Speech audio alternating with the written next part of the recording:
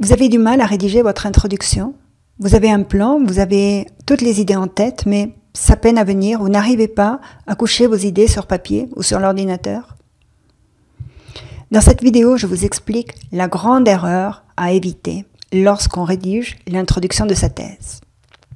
Je suis Martha Beuglin, docteur en philosophie, auteure et formatrice, experte en rédaction scientifique. J'aide les doctorantes et les doctorants de toutes disciplines à rédiger leurs travaux de thèse. Si vous avez du mal à rédiger votre introduction, peut-être que vous êtes en train de faire la même erreur qu'Henriette. Henriette est une doctorante en sociologie qui est venue me voir il y a 12 mois exactement. Elle m'avait dit « Ça fait 6 mois que j'essaie de rédiger mon introduction, je n'y arrive pas.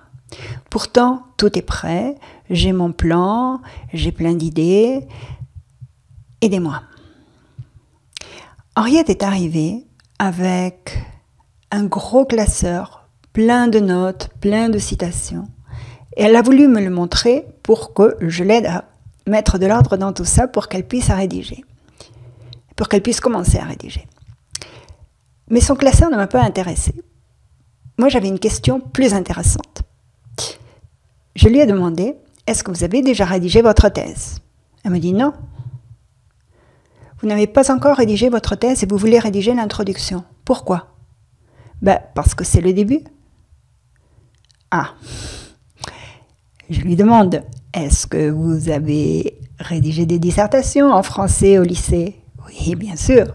Alors, quand est-ce qu'on vous a appris, ou bien est-ce qu'on vous a appris quand rédiger l'introduction? Oui, à la fin. Ok. Eh bien, si c'est vrai pour une dissertation, c'est encore plus vrai pour la thèse. Comment voulez-vous présenter un texte? Comment voulez-vous introduire un texte qui n'existe pas encore, que vous ne connaissez pas encore? Bien sûr, vous avez une idée de ce que vous allez raconter, vous avez sans doute déjà préparé le plan de votre thèse. Mais tant que le texte n'est pas écrit noir sur blanc, tout peut arriver. Il va y avoir des modifications. Très probablement, des éléments vont disparaître, d'autres que vous ne comptiez pas mentionner dans votre thèse vont apparaître. Le plan va très probablement changer. Donc, ne vous compliquez pas la vie. N'essayez pas de rédiger l'introduction avant d'avoir rédigé le reste.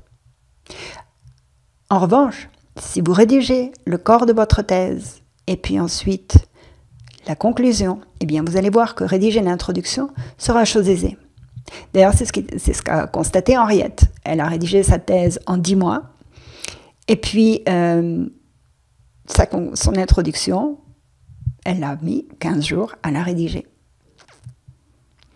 Donc, facilitez-vous la vie. Laissez la rédaction de l'introduction pour la fin. Abonnez-vous à ma chaîne YouTube de manière à recevoir toutes les vidéos et puis pensez bien à cliquer sur la clochette, activer la clochette de manière à être prévenu lors de la parution de la prochaine vidéo.